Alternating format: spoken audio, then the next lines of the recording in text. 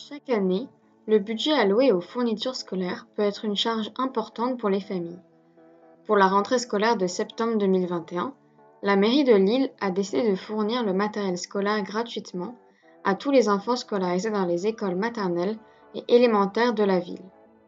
Un mois après la rentrée, nous sommes allés recueillir les avis des parents d'élèves et d'un enseignant sur cette mesure controversée.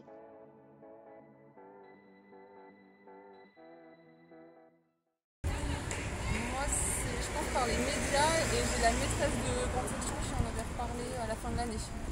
Au début, j'ai reçu une liste et après, cette liste a été annulée, une liste de fournitures, parce que les fournitures étaient fournies par la mairie. Donc, c'était annulé, on n'avait plus à acheter les fournitures.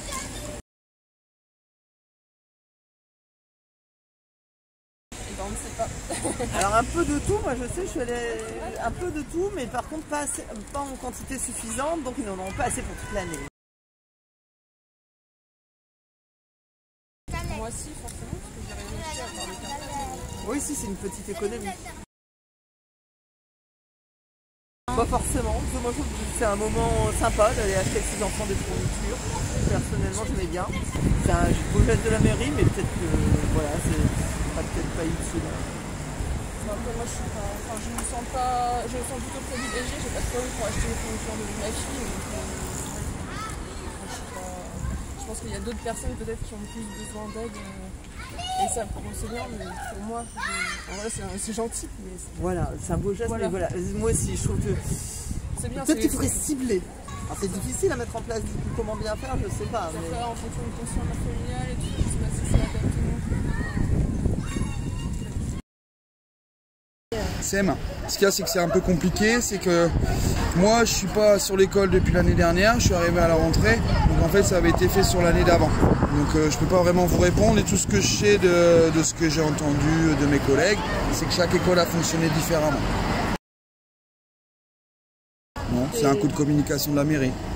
Bah, le problème c'est que moi, c'est pas moi qui ai fait cette demande de fourniture à la mairie. Et la mairie donc l'a faite de son propre chef, et c'est pas des instits qui ont fait les commandes. Donc il y a énormément de choses dont on n'a pas besoin, en tout cas moi dans ma classe, et des choses dont j'ai besoin qui sont pas là, comme des crayons de bois tout simplement. C'est pas fait en complète harmonie avec les besoins qu'on a nous en fait. Parce qu'en fait comment ça fonctionne, c'est-à-dire que la mairie elle nous octroie un budget à nous, chaque classe par rapport au nombre d'enfants qu'on a, et ça revient à peu près entre 600 et 700 € par classe, et on commande sur les différents catalogues de fournitures. Et là ils nous ont rajouté quelque chose, un kit que eux-mêmes avaient déterminé. Donc finalement il y a des doublons, il y a des choses, c'est plutôt de la communication pour dire à quel point la mairie de Lille s'occupe bien de ses écoles.